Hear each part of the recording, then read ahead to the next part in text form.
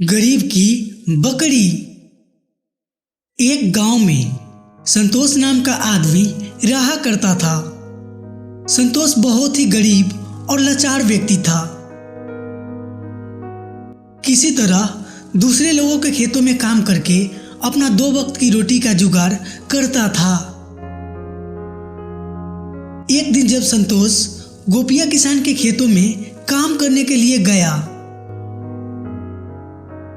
गोपिया किसान के पास बहुत सारे गाय, बैल और बकरियां थी। गोपिया बहुत ज्यादा पैसे वाला किसान था।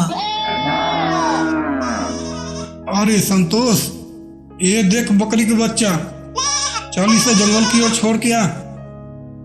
लेकिन मालिक, इसे जंगल में क्यों छोड़कर आना है? ये तो अभी बहुत छोटा बकरी है। वहां पर तो कोई भी जानवर इसे बचने नहीं देगा। अरे कुछ दिन पहले मेरी बड़ी बकरियां 2-4 बच्चे दी थी। उसमें से तो और सब बकरियां ठीक ठाक है, लेकिन यही एक बीमार और घटिया किस्म के बकरी है, और वैसे भी ये मर ही जाएगी। मेरे पास तो बहुत सारा बकरियां हो गई है। ऐसे बीमार और घटिया किस्म के बकरी को कौन ख्याल रखेगा भाई? मालिक, जंगल में कोई जानवर इसे खा गया तो पाप लगेगा ना? अगर तुझे इसकी इतनी ही चिंता है तो तू क्यों नहीं ले जाता? इतना गरीब होकर के भी तू बकरी के बच्चा को ख्याल नहीं रख सकता। ले जा अपने साथ। संतोष बकरी के बच्चे को लेकर जंगल में छोड़ने के लिए जाता है। बकरी के बच्चे को खिलाने के लिए संतोष के पास कुछ भी नहीं था।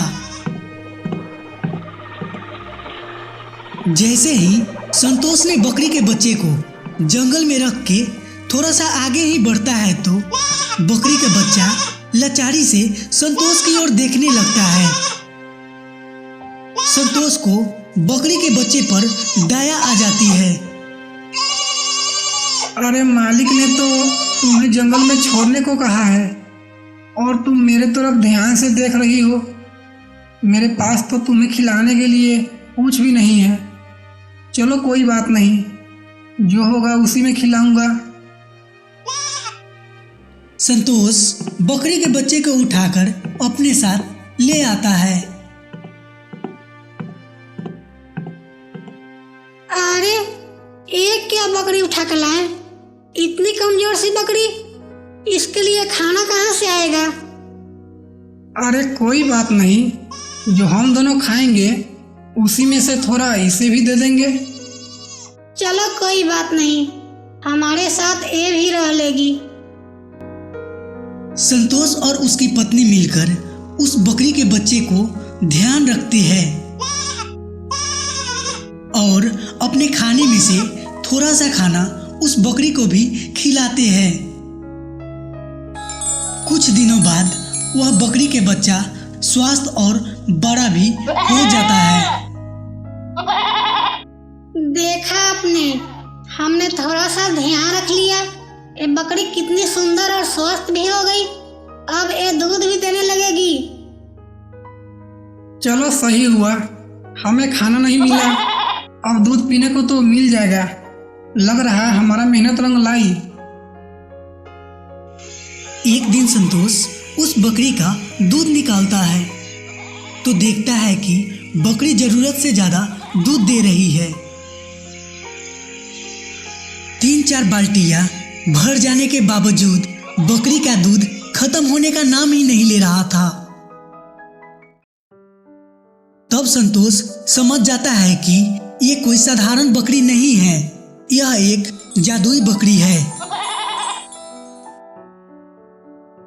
तब संतोष जाकर अपनी पत्नी को सारी बात बताता है। अरे सुनती हो, वे कोई साधारण बकरी नहीं है। हमें तो लगता है वो कुछ अलग ही बकरी है। आज पूरे 30 लीटर दूध दिया है। इतने दूध का क्या करेंगे? अरे, हमें एक काम करनी चाहिए। क्यों ना आप गांव में दूध बेचना शुरू कर दे। इससे हमें कुछ पैसे भी मिल जाएंगे और हमारी गरीबी भी दूर हो जाएगी, और आपको कहीं करने की जरूरत भी नहीं होगा।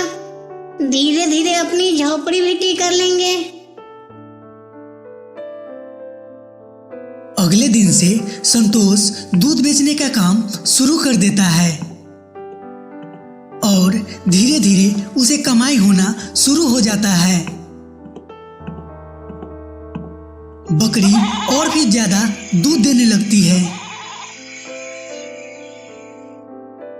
संतोष उस सारे दूध को बेचने के लिए एक बहुत बड़ा दूध की डेयरी खोल लेता है। उसका और ज्यादा दूध बिकना शुरू हो जाता है और धीरे धीरे संतोष एक बहुत अच्छा घर भी बना लेता है।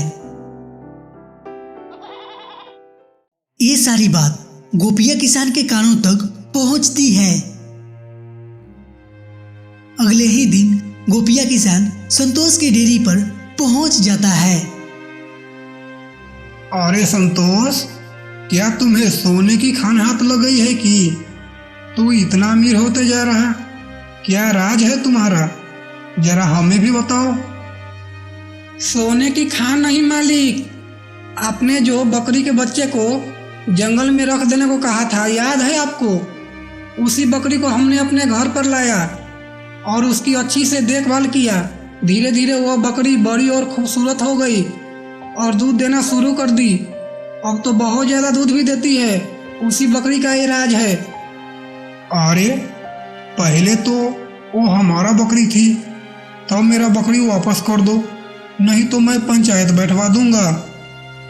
नहीं मालिक, आप जो कुछ भी कहो, लेकिन मैं बकरी वापस नहीं दे सकता। गोपिया किसान ने उस बकरी के लिए उसे बहुत सारे पैसे देने का भी कहा, लेकिन संतोष मना करते जा रहा था।